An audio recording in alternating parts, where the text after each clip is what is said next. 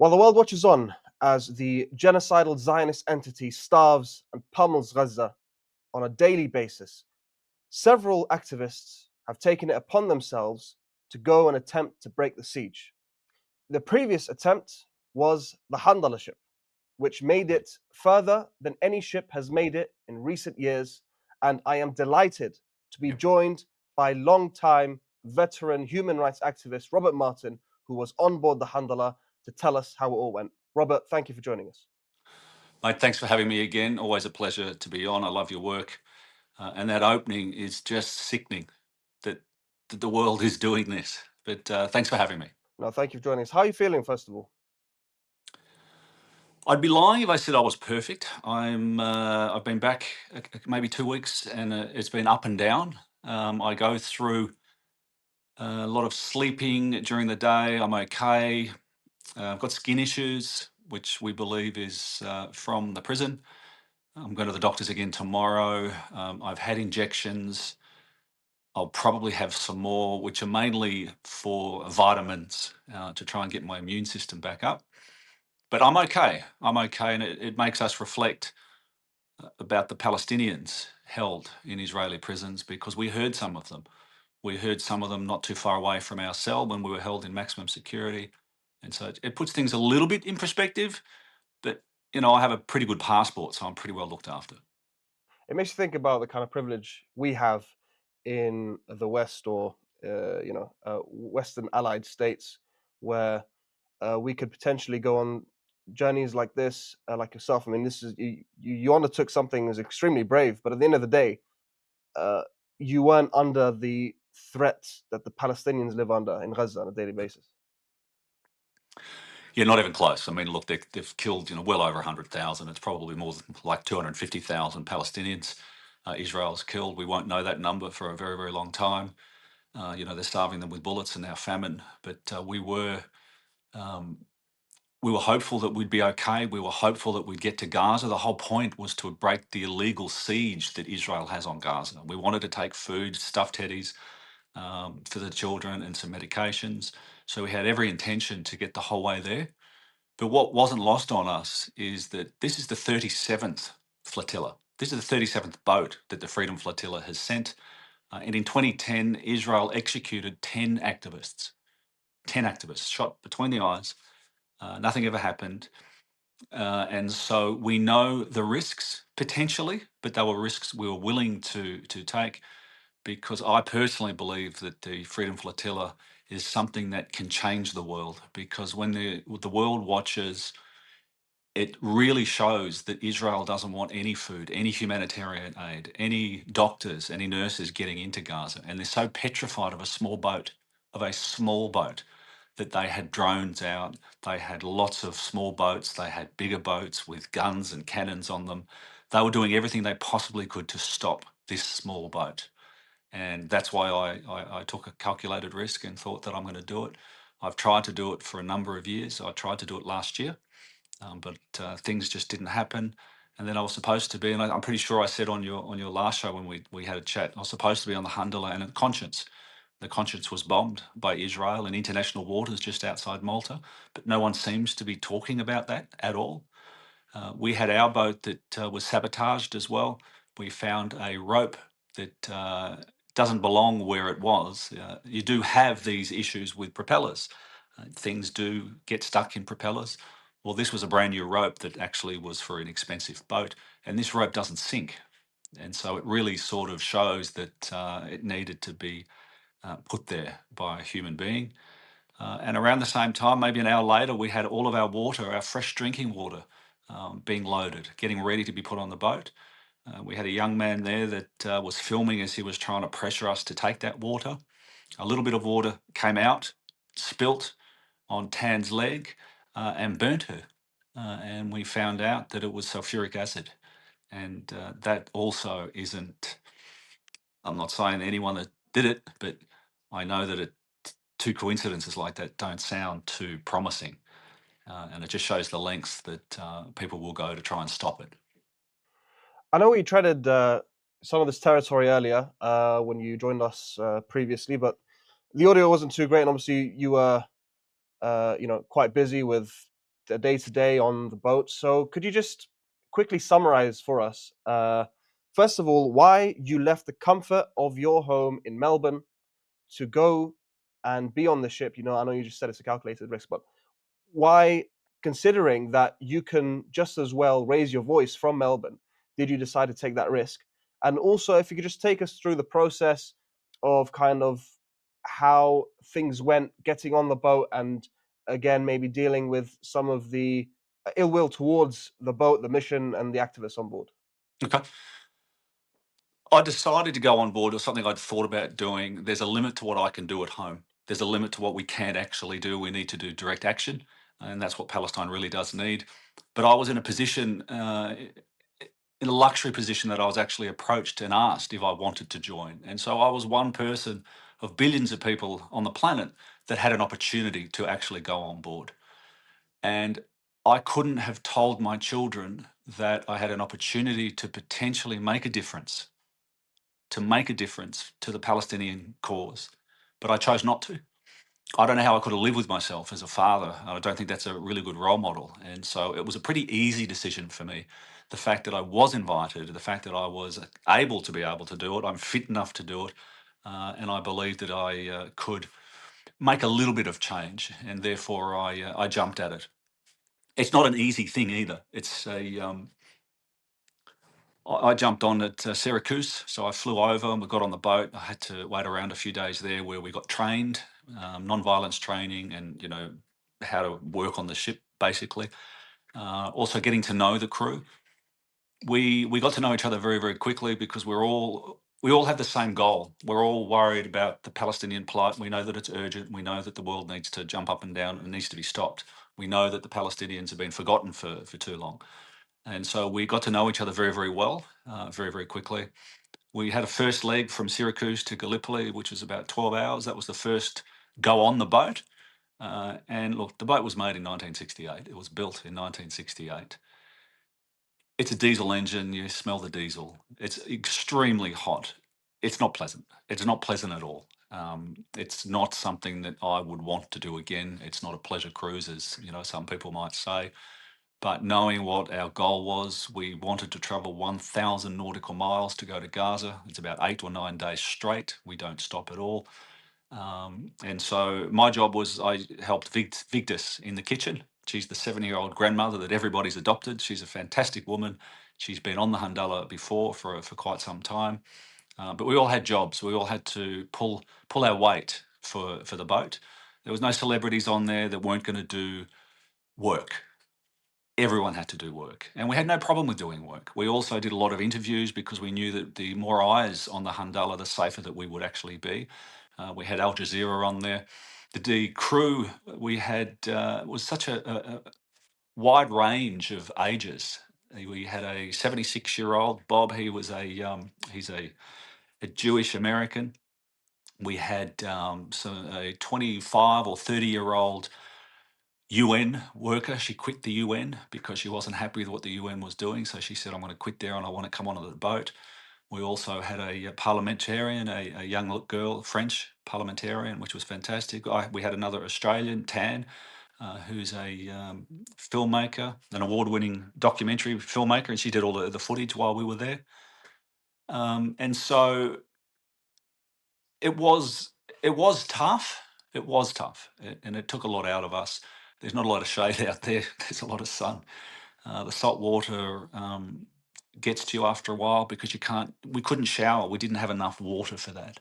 We ran out of water with maybe 2 days out of getting to Palestinian waters. And so we actually had to boil the water. We had to boil our vegetables in seawater. So that's to the point where we're getting. And It's different. Traveling in the Middle East, in the Mediterranean Sea, you see drones everywhere. Everywhere. It's incredible. Once you see one, you just see them continually. And some of the drones are there for different countries. They're looking for refugees. And if they see the refugees in the water, they just watch them. They don't do anything. They just watch them. They want to make sure they don't get into their waters, which is just sickening. The Madeleine, they found a few people in the middle of the Mediterranean and rescued them. And so it's a bizarre experience. Um, getting towards, I think I may have spoken to you maybe a day or two out before we got to Gaza, to Palestinian waters. Is that right? Something like that. I think you Something like spoke that. to us early in the week, and then by the end of the week, you had reached us. Yeah. Okay. I remember I did my last video, which was saying, look, I believe this will be the last video because we were too close to Gaza for them to really allow us to go much further. But it was in the middle of the day. They only come at night, but between the middle of the night. That's how they like to operate. We saw a drone, a large drone, shining because it was blue sky. It was above us for several hours, and it obviously was taking all the information it could get, getting the schematics of the small boat so the soldiers could board. The About 10 o'clock that evening, we started to see blips on the radar. It looked like a few boats. We couldn't tell quite how many, and they were going at quite a quick pace.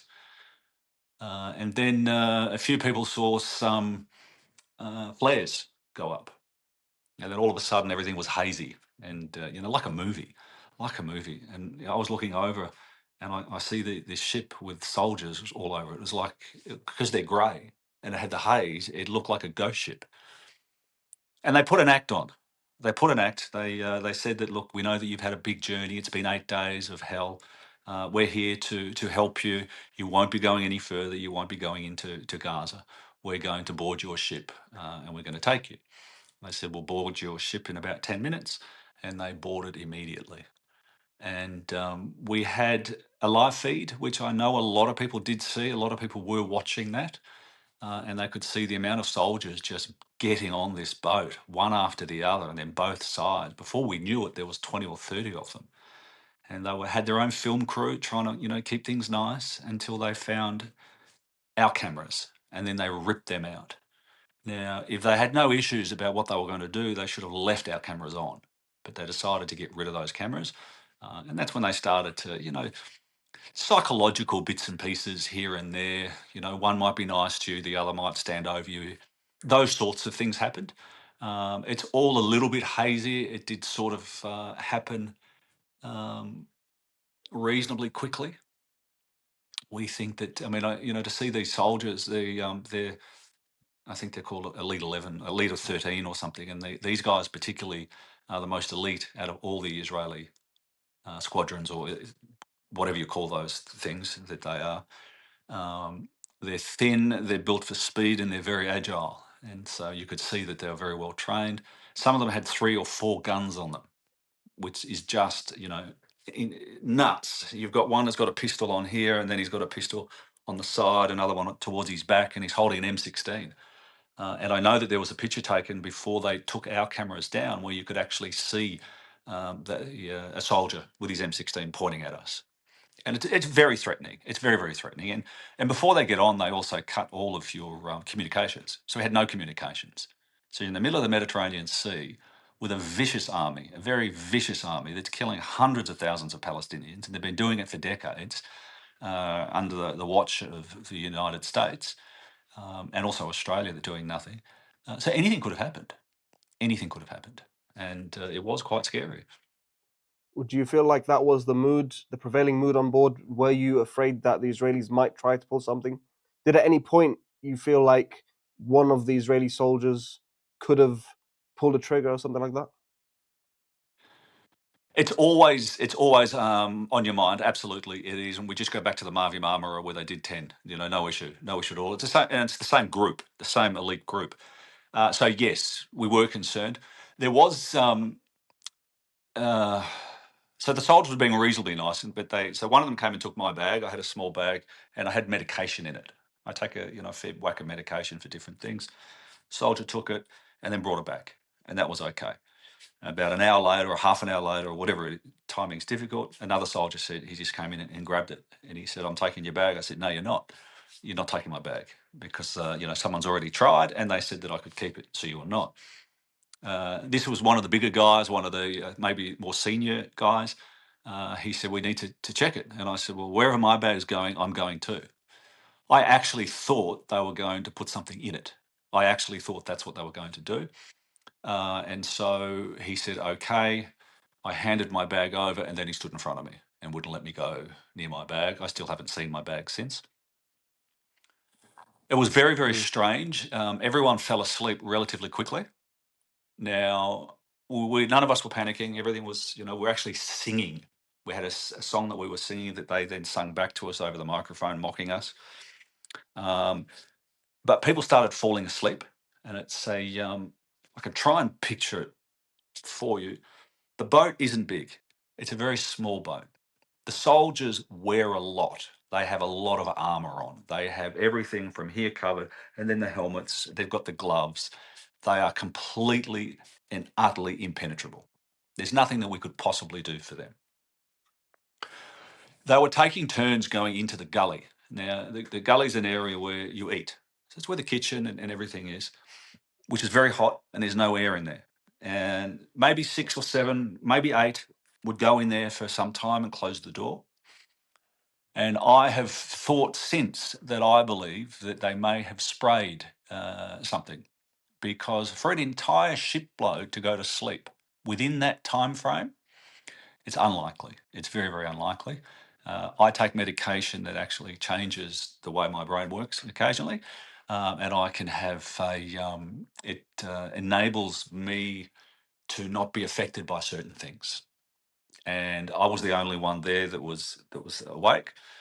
I saw them carrying a few small bags around, and then I saw them carry a white cotton mesh supermarket bag, and it came off. It came on our boat from theirs. One soldier carrying it around the ship, and you could hear it clunking.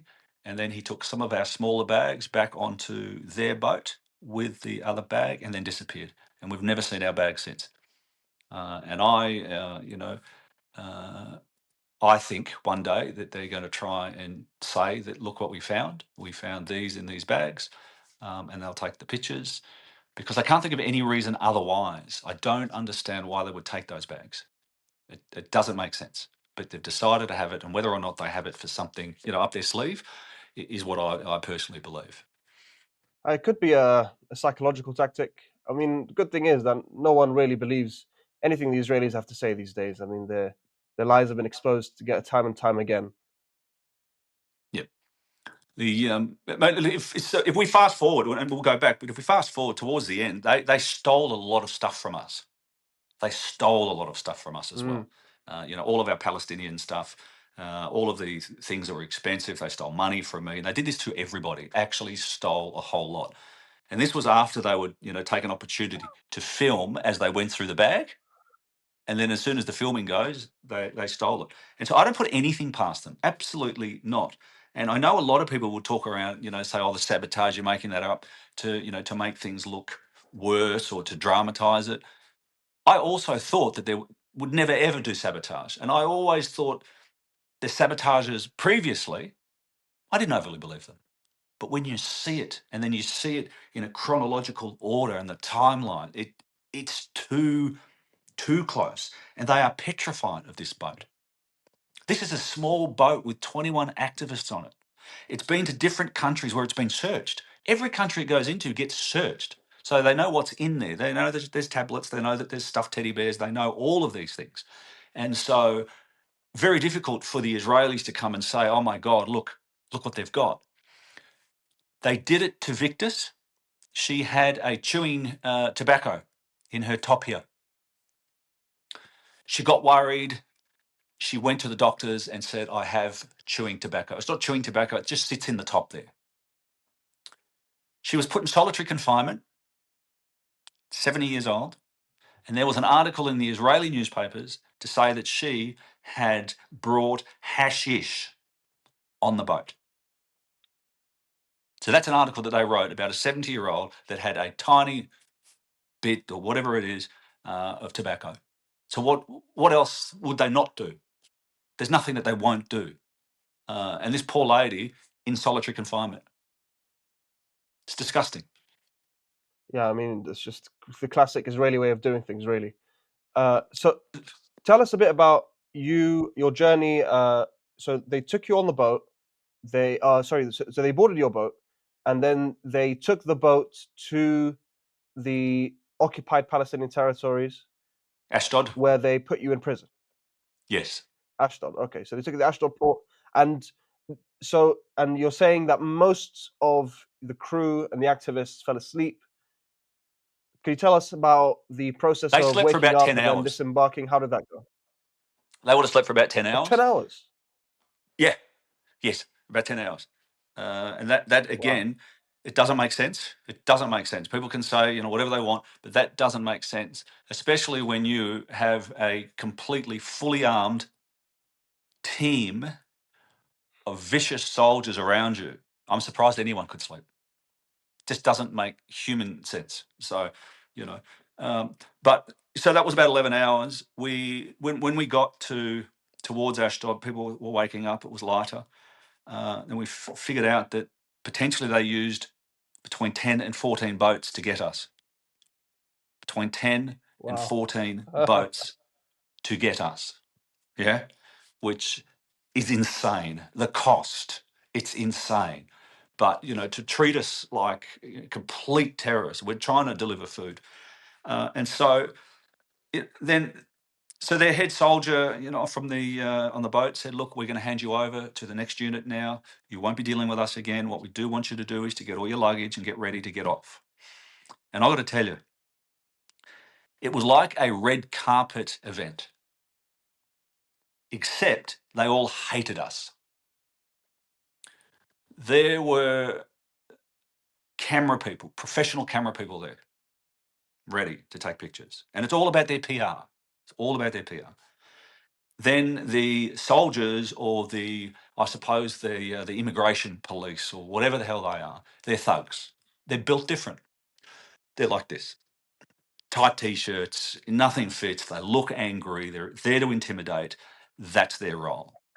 And so that's what we were welcomed with. And I am not kidding you when I tell you that there would have been approximately 40 of those people. Big, huge, bullies. I was going to get off first because I was the wide awake, but then they had a number system. So however they do it, they had their own number system. So people started getting off.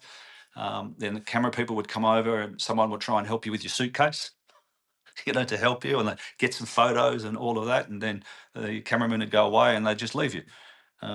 Most of us, we didn't want anything from them. We didn't want food from them. We didn't want drink from them. We didn't want help from them. We want nothing at all from them at all. Nothing.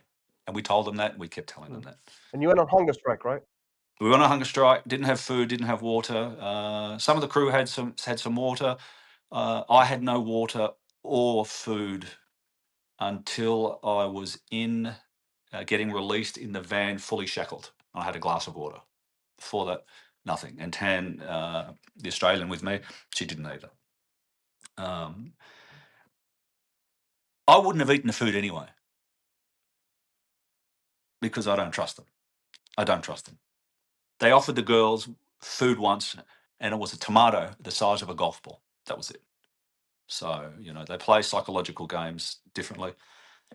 They slowly they got our names and they got us. And as we were walking off the boat into another room where we were all going to be, we were escorted each time by a huge amount of people.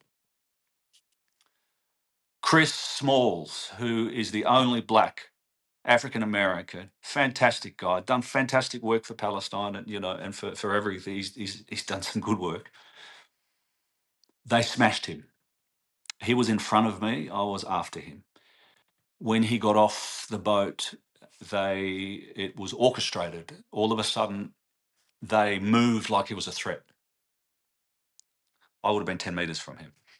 And they had a system in place where one person would grab his hand and bend it. Another one would grab his elbow, his shoulder, and bend it. And so he had 6 or 8 of them just pick him up, and he was levitating as they were twisting every bone, every joint, to try and humiliate him. And he went to a different room than all of us. We all went to one room, and he went to a different room, and we didn't see him for many hours. But that's some blatant racism there. Long story after that, we were all in a room. They would call our name out. We would ask, we would demand to see a solicitor or a lawyer because it's our right. And they would say, "You're not going to see one." So I'd say, are you denying us access? And then sometimes he'd go, "Yeah, I am," or "I'm not saying anything." Again, they're playing the games, and they said, "You're Robert Martin." I said, "Yes, I'm Robert Martin." And he said, "You're in big trouble." I started laughing. They obviously knew who I was. And so I started laughing. Said, "This is hilarious." Some of the other people in the room started, having a laugh as well. I've been through this before. Not like this, though. Not like this. And I'm well aware that if I didn't have an Australian passport, that I could have got lost in that system. And they did lose me in that system. They hid me from the Australian embassy. They said, "We don't know where he is." They lied and said, "Robert has hit a soldier or hit a guard," whatever it was, I can't remember, "and we're transferring him." And it was a blatant lie to worry my family. Blatant lie. And so my family were petrified. Not only because the Australian embassy can't find me, they have no idea where I am. And the Israelis can just do this, And I didn't know any of this happened until the day I was in fact, it was the day after I was deported when I was in Jordan hospital. Someone told me about it. And so my family was going Wow. through hell because I do stand up for myself. I won't be bullied. And there's a big chance that I could have done that. But I didn't. And, touching any of those guards is the stupidest thing you would do because they are completely geared up anyway. You're not going to get anything out of it. And they want you to do that. But that was horrific. Just so, conniving to do that sort of thing. I mean, who thinks of this? And they only did it to me. So, yeah, a bit bizarre. So your family went and asked the Australian government or the Australian embassy, "Where is Robert?" And the embassy or the government, they responded, "The Israelis are telling us that he punched a soldier and they don't know where he is." Yes, and then the embassy was looking for me, and the Israelis wouldn't tell them where I was. They said, "I don't know where he is," and I never got moved, never got transferred. I was always in the same place. But they went out of their way to say, "We don't know where he is," and then wouldn't return any phone calls for a while. So they're doing this to an embassy, which is Goodness. basically the Australian government in there. But again, they don't care. Sh- I, the problem is, you start thinking, it's incredible just how much they think they can get away with. I asked the embassy in two countries. I said, "Is Israel the hardest to deal with?" Without not even a thought. It was yes, absolutely. They have their own rules. It's come from the embassy, and then they do it over and over and over again. So when you know that's the case, and when they said that I was going to get in big trouble, and then we know when you're surrounded by all of them, and they try to intimidate you, and they come in during the day, and they you know four or five of them come and they strip search you, and they've got all of their gear on, they throw you in the shower, and they do all of that stuff. You know, you just know. And I thought of stories about people that have been lost in different countries' prisons, and how easy it would be for them. How easy it would be for them just to go, "We don't know. We don't know what happened." But then, what the hell are they doing to these Palestinians who don't have look? They don't give them legal representatives. They just put them wherever they want. They mistreat them. They do whatever they want, and they do it. And we have no idea the extent. Have no idea of the extent. Whatever we think it is, it's got to be tenfold. And we did think of that when we were in there, because there's a lot of there's 10,000 plus Palestinians. Then you've got the ones in administrative detention where they've got no charge at all. They get thrown in there and they're in for years. And then you've got a whole lot of kids. And this is the worst prison. It was a horrible, horrible prison. The water burnt you. That had like an acidic thing to it. It was either very, very boiling, very hot, or cold. There was bed bugs. There were cockroaches. It was the toilet was basically didn't work. That it was just disgraceful, an absolute. I've tried to explain it to people that we have these, we go to these escape rooms. That you go to an escape room and they turn it into a really filthy, filthy place. It's like that. It's like that. The mattresses have never been cleaned, never been cleaned at all. And it's they give you clothes to wear. Sometimes the underwear was completely didn't fit. It was torn, had been used. It's all of these little things that they do to you. And I knew I wasn't there long, but it gets you. And these poor Palestinians, it just showed me the intent, the it's the racism, the hatred towards Palestinians.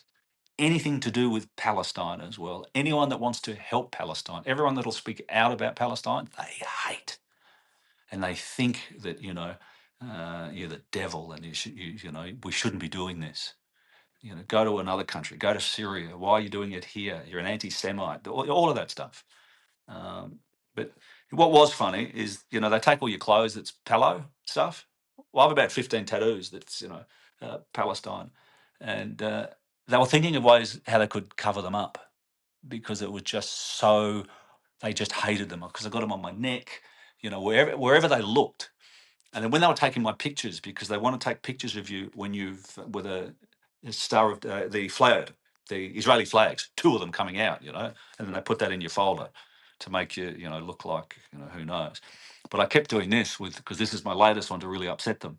And, one of them would have to hold my hand down because I wasn't going to allow them to take the picture with it. And so that was a little bit of fun, but I thought that may come back and bite me in the ass. Uh, Speaking of the experience of Palestinians in prisons, I was reading the other day a fella from Gaza. He was saying that he spoke to someone who was in an Israeli prison, or rather a torture camp, and he knows his friend was in that prison. And so he asked about his friend. And the guy who was in that camp or in that prison, he said, "You better start praying that your friend is dead." Oh, And then he went on to describe a very graphic and evil method of torture that they yeah. might have been using. And just, I can't even imagine, you know, just the things they're going through. And the UN, I think it was yesterday or the day before, they blacklisted Hamas for supposed sexual assault on October the 7th. And even though we know that Israelis are assaulting Palestinians sexually, they're raping them on a daily basis. Yeah. There's footage. What the UN did was give them a warning. Yeah. There's footage, yeah. Yeah. And we wonder why Israel gets away with it because it's been like this forever. But there is this footage. There's footage of it happening, and I can tell you, I have no doubt. I have no doubt that they do that. No doubt at all, and they get great pleasure out of it. Great pleasure out of it. So look, the Aussie girl, Tan, she's Lebanese, Palestinian, because she's an Arab. They treated her horrifically. So they handcuffed her in the cell with the other girls, and they'd push her around. No, only her. They would hit her. She has a nose ring that's soldered on, so you can't get it off. And they came in with big bolt cutters, and that didn't work. They tried. Then they came in with smaller ones because they just wanted to make sure that what they said happened. But the fact that they did it in front of the other activists that were on the Handala, one being a politician, one being from the ex-UN worker, all of these, like they're not just activists. They have real jobs in real places, but they didn't care. They didn't care what they did in front of them. And so what they did is they picked on Tan to make sure the others stayed in line. It's just it's Uh, pretty tough. Normally, not normally maybe in Australia and in the US probably. When the guards beat someone up, they take them out to a different room and do it privately. Whereas in here, they're more than happy to do it because they know again nothing is going to happen. my question is, I mean, clearly there was some level of uh, uh, intimidation, and I don't want maybe not go too far to say it's torture, but there was some level of manipulation and physical harm brought upon you guys, especially Chris Yeah, Smalls, as you mentioned, who was beaten yeah, severely, and yeah. you were put in solitary confinement. Why is there not more outrage? Because it's Israel. We're lobbying we're going to do something here, hopefully, that will. It's not going to do anything, but I believe in it's like the straw that breaks the camel's back. We just got to keep doing these things, and at the moment, Israel is definitely disappearing, definitely going to collapse, and it takes everything that we need. But the fact that my embassy said Robert needs his medication. I'm on medication, as I discussed before. Robert needs to make phone calls to his loved ones to let him know where he is. Robert needs to see the lawyers. And they said, yeah, yeah, whatever. Nothing happened. Nothing. And so even listening to they don't care. Again, they don't care. Yeah, you're just reminding me. There was a congressional trip somewhere. I think it was to Israel. Yeah, to Israel. And then one of the congressmen, his name is Matt Gaetz. He's a Republican representative. He said the story about how he went to his hotel room one time, and there was just one APAC representative there. And when he complained to someone from the uh, congressional delegation, they said, "Yeah, that's just normal. You don't take anything sensitive into these rooms." And apparently, it's just a normal thing. It's just like even I think I even if heard you don't that. work directly for Israel, yeah, yeah. It's just something the Zionists, the disease of Zionism does something to you. I don't know.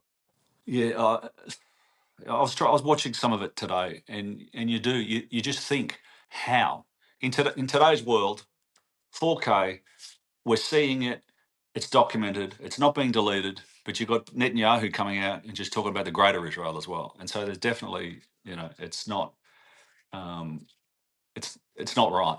It's not right. And this is why we need to do more direct actions. And there are more boats going. There's two groups. You've got the Freedom Flotilla Coalition. They're going to send another boat. They're the ones that have been doing this since 2008. And then you've got another group, which is the Samud group, which are also going at the end of this month, and they're going to send like a dozen boats. And so that'll be interesting to watch. It will be really interesting to watch because I don't know what Israel will do if they can't control it. They need to be able to control it. I thought two things that they might have done with us. One is just sink the boat and then just go off somewhere, disappear and say it wasn't us, because you're that far out in the middle of the ocean, no communications. They control the satellites and the drones. No one would actually know. Or they go a step further and they allowed us to go into Gaza and then organised for one of their groups to assassinate us and blame it on Hamas. So I don't know what their game is. I don't think they know what their game is at the moment. But it's not. I mean, they're desperate. They're absolutely desperate, and it's going to be interesting. It's going to be interesting. Um, it's just bizarre. It's bizarre. Uh, yeah. I want to speak about the Smud flotilla a little bit, but before that, uh, solitary confinement. So I wasn't in solitary confinement. Victus went into solitary Okay, confinement. The the We weren't 76 allowed year old. outside time at all. We weren't allowed to go outside. We weren't allowed to walk around. We weren't allowed to do anything of that. So that in itself is against the law. You must get out time outside, but we didn't get any of that. They treated us like. Oh, the other thing I should have mentioned from Ashdod to the prison was about an hour and a half drive. There were 4 to 6 police cars giving us the, like the what's it called, making sure that the vans don't get taken over by anything. An escort. It was a police escort, and it had that many of them. Again, just to put the light on us to say that we're terrorists or whatever it is, or the fact that they are that scared of us was insane as well. You see it hooning through the streets like a movie. Uh, you know, We're activists trying to deliver food. It's not much else. That's insane. Yeah, it is. So there was Victor's the 76-year-old, right? 70-year-old cook. Yeah, 70-year-olds, yeah. and they were so the Israelis also tried to justify the fact that that Victus was put in prison, or sorry, solitary confinement because of the so-called hashish. Yes. And definitely so called because it was It's one piece of tobacco, and that's exactly what it is. And they knew exactly what it was. And she went to them because she was scared she was going to get caught because they hadn't, and then they still, still did it to her. And in fact, what was bad there? I was the first to be released, the first, and tan, and so we were released first. We were scared because they were going to send us to Allenby Bridge to Jordan, and we just thought they would dump us across the bridge with no money, no, any of that. So we had to make sure that they were actually going to get us further. We didn't hear about Victus until we were on a bus going across to Jordan. We asked to borrow somebody's phone, and they recognised us. One of them was a diplomat, and another was a Palestinian family who had seen us on the boat. And Tan looked at Instagram because we wanted to see the updates because it was the only way we knew. And she saw the post that Victus was in solitary confinement, and that just broke her because we were all so close. 70-year-old lady. Um, she's a real people person, just trying to do the right thing to be put there. And that just, again, I think that's part of what they do. They thought, what we'll do is we'll put the well loved one. Let's just do that because all over the internet, people adopted her as their grandmother, And I reckon they've gone, let's just do that. We'll use this as an excuse. We'll write an article. Done. She's gone.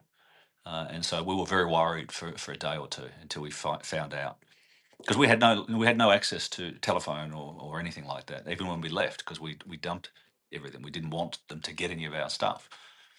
it's absolutely insane that the way they think, the way they operate, is just a level of evil. They try to press your buttons as hard as possible in every Yeah, single way. yeah, And it the level of impunity that they operate with, they just think it's okay for them to operate. They know they'll get away with it. The same way they know they'll get away with the murder of the Al Jazeera reporters. Uh, yeah, this is like one of the few times which they went out proudly announced that they murdered in cold blood a journalist, right? Because they know no one is going to do yeah. anything. The same way that they put Victus in solitary confinement. And they were the things that they're the things that worry you in prison. When they said I was in big trouble, I didn't sleep for the 3 days. First of all, it was too hot. I don't like bugs, but I had my hands through the grate because there was a very small breeze coming through, and I kept it there for days.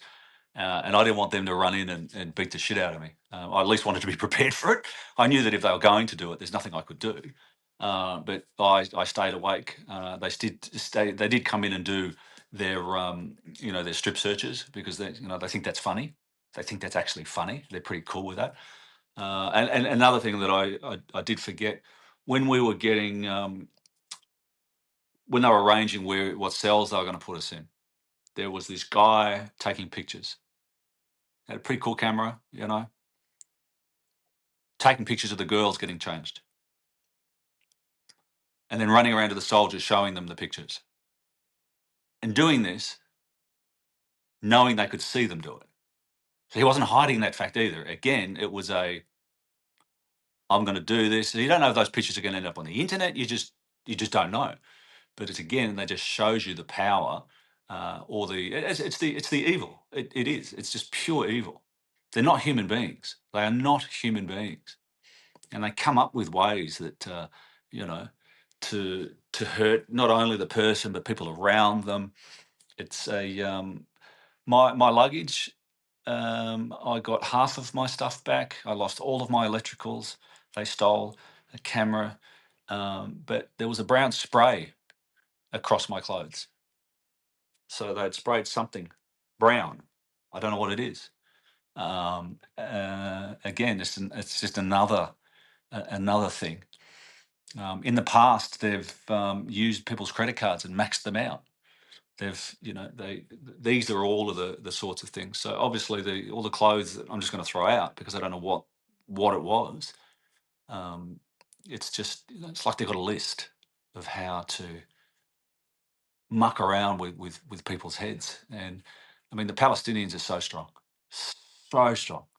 And they're getting stronger by the day, and they'll never be beaten. The Israelis will never beat them.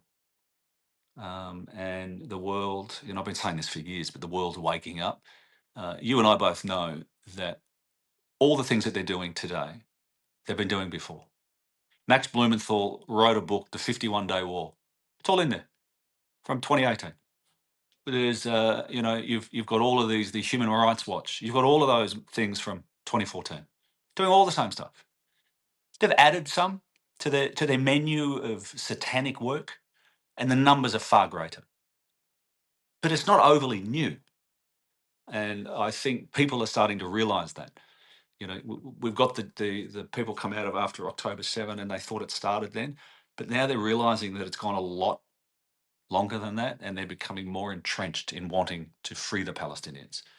And it's only a matter of time, but it's going to be hundreds of thousands of more deaths, more blood from the Palestinians before the world actually gets Israel to, I mean, that we're talking about recognition. How about we talk about holding a fake nation to the law and holding them to account? Why not sanction them without a fake recognition? It's still going on. The Western governments are hopeless. The media is getting better. It is definitely getting better, but it's still not good. So we need to keep doing what we can do. We can only hope that it doesn't get to the extent of more bloodshed and more loss, because really the Palestinians, especially in Gaza, have suffered already so much and too much even. But I think part of the reason that many people are starting to wake up to Israel's crimes is because they've woke up one day and they've seen that their governments and the media who've been telling them for decades that there are certain things that are evil. There are certain things that need to be punished. Russia needs to be excommunicated. Russia needs to be kicked out of every sports Yeah, league, every competition. You know, they need to block access to all of their assets, etc. But then the Israelis come along and they commit genocide. And actually, you know what? We should help them. We should actually send them more weapons, and yeah, we should shake their hands, and we should hug them, and and all of a sudden, the hypocrisy of the West has been laid bare, and yeah, the yeah, people who are supposed to be protected by all of these laws, right? They've been told by their governments and the media that we're going to protect you from all of this crime and all this evil, are seeing their very same governments now participate in one of the worst crimes that we've seen in our lifetimes. And they're seeing the contradiction. And they say, okay, this is going to happen to the Palestinians. And once the Palestinians are done for, what's the next target? absolutely. That's exactly right. They won't stop. But you're right. We need to. I mean, we got to do better. We have to do better as a race. You're 100% right. And that brings me on to the Yeah. Samud flotilla or the Samud coalition. So this is an attempt by activists from I think 44 nations, if I'm not mistaken. It's something like that. Uh, The numbers I think are jumbling around a little bit. Yeah. They but this is possibly the biggest campaign of getting aid directly to Gaza by ship since Yes. maybe the flotilla from 2010. Yes. 100%. It's a they're talking dozens. They're talking dozens. They're going to know more in a few days. I'll know a few in a few days.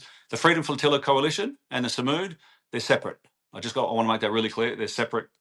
They're going to help each other, but one is one that's been doing it since 2008, and the Samud, they've got some energy and they've got some money behind them, and I hope that it works. Fingers crossed. And I know a lot of the people within that organisation, and they are fantastic people.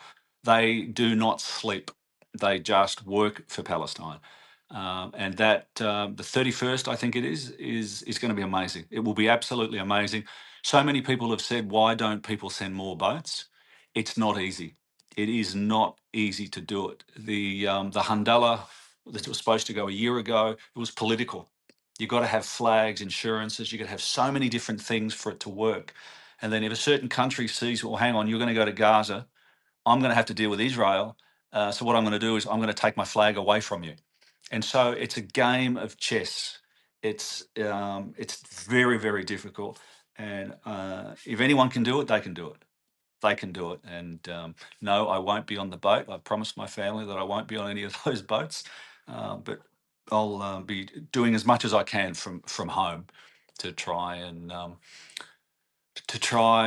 get eyeballs on it. It's eyeballs is one of the most important thing. And look, if there's people that are interested, if you've crew or activists that want to, they can look them up and apply. They're looking for people, absolutely looking for people.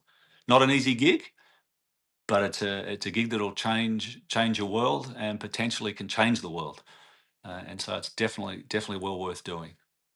Yeah, I mean, we've seen the effects of the Madeleine before you guys and the Handala, Yeah, and I mean, some the fruits of your ship, your campaign, and the mission before that is what we're seeing with the Samud, and obviously, it's very important yeah. that we continue. Do you think that it is possible for there to be more missions beyond the Samud Flotilla, beyond the Samud and the Freedom Flotilla Coalition going forward?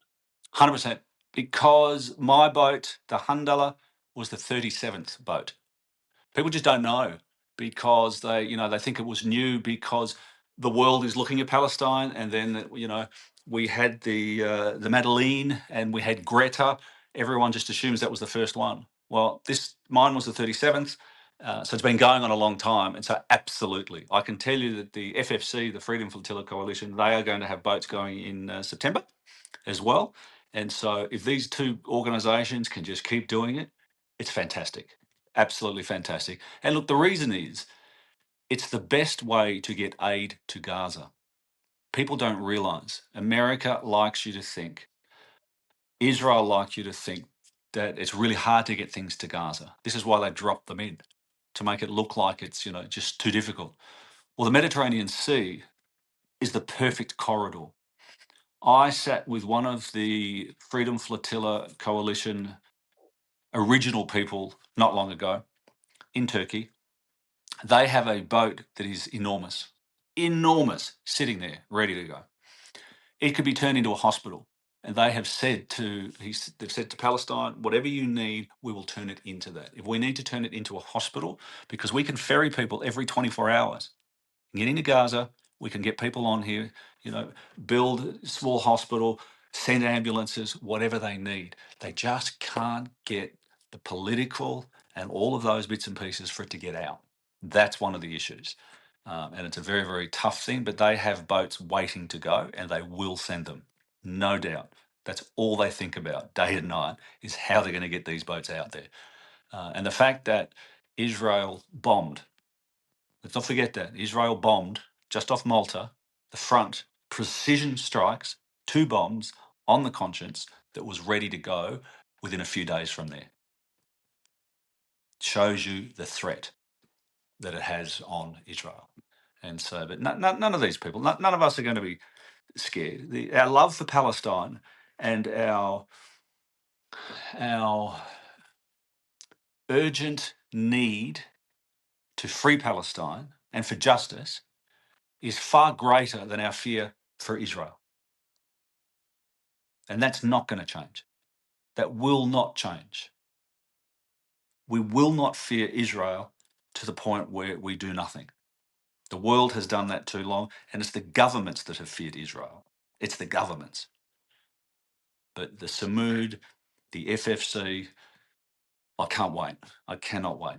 So, look, I was invited to go to the Samud event, the launch, which is pretty cool.